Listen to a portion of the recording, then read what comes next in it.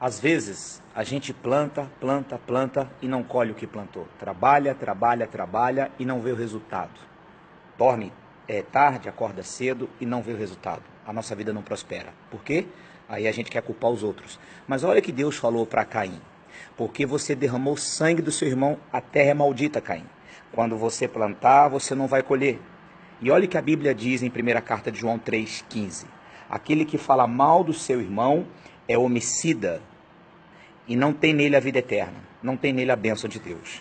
Sabe, muitas pessoas têm cometido esse pecado, o pecado do Lashon Hará, que nada mais significa língua maligna, língua do diabo.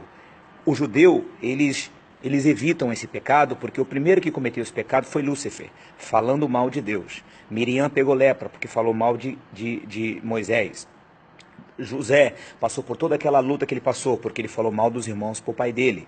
Saul perdeu a batalha porque falou mal de Davi para as pessoas. Então o pecado do Lashon Hará é um pecado muito evitado pelos judeus. E você pode ver, você não vai encontrar no mundo afora um judeu miserável. Você não vai encontrar um judeu falido, você vai encontrar um judeu abençoado. Por quê? Porque eles plantam e eles colhem. Tudo que eles fazem tem a bênção. Mas nós também temos a bênção. A Bíblia diz que quem é de Jesus é herdeiro das bênçãos de Abraão. Então, qual o problema? Qual a diferença do judeu para mim? É porque ele respeita uma palavra que eu não respeito. E ele colhe por respeitar, e eu não colho por respeitar. Por exemplo, um rabino que ia da igreja à casa dele, no meio do caminho tinha uma quitanda, e ele pegava com o dono da quitanda, ele combinou, vou te pagar 30 maçãs no final do mês, mas eu pego uma por dia. Quando eu vim do almoço, eu pego e vou. E tudo bem. Um funcionário da quitanda não sabia de nada, era membro da sinagoga do rabino, só viu o rabino pegar a maçã. E aí falou com a mulher dele, ó, o rabino tá roubando maçã. Aí a mulher falou com a costureira, que falou com a manicure, que falou com não sei quem, daqui a pouco sabe o que aconteceu? Aquela igreja ficou vazia. E o rabino foi perguntar, por que a igreja está vazia? E aí o rapaz falou, é porque tem um fulano lá na quitanda que está falando que o senhor está roubando maçã, e todo mundo saiu da igreja por causa do senhor. E aí o rabino chamou o rapaz, você não sabe do meu combinado? Não, não sei, o que eu faço para reparar o meu pecado do Lashon Hará? O rabino falou assim, você vai pegar um travesseiro de pena, vai no penhasco muito alto, quando bater o vento, solta para que as penas voem. E ele fez isso, voltou com o saco vazio, e agora, rabino?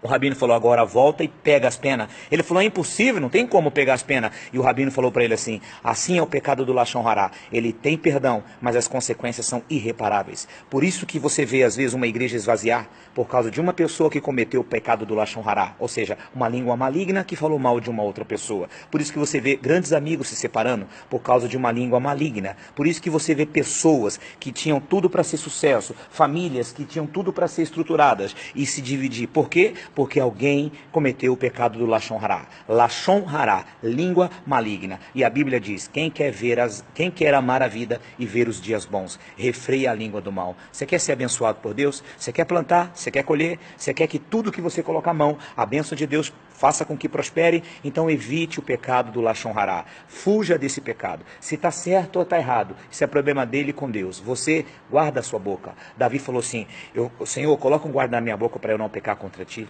Então guarda a tua língua, guarda a tua língua. Aquele que fala mal do seu irmão é homicida e não tem nele a vida eterna. Tem em você a bênção de Deus guardando a sua língua. Se você for uma pessoa inteligente, você vai guardar esse conselho no seu coração. Que Deus te abençoe. Até o próximo, em nome de Jesus.